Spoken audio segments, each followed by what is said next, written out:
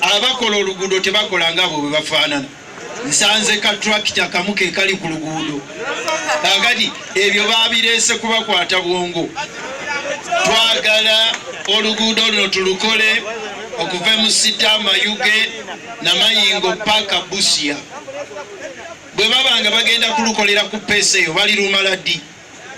Ne bw'obeera nga naawe by'enguudo tobimanyi nga ku makya kukeerako tractor emu neeyimirira awo, olwo oluguudo bali lumala wayisewo emyaka 5. Agadi bageze ebyobululu bituuse kubanga buli lunaku balusoma ne bayiwaawo. Ate nezo enguudo nti Abachina be bagenda okukola enguudo za Uganda zonna, ekyo tetugenda kikkiriza.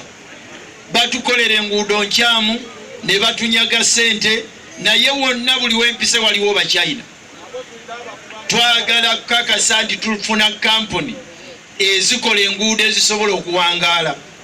Enguudo z'Abachina teziwangaala, batunyaga bunyazi ssente. Era tugenda kuteekawo n'etteeka gye bayita minimum wage, nga waliwo ssente omuntu gy'atasobola kusasula wansi waazo bw'oba omukolera.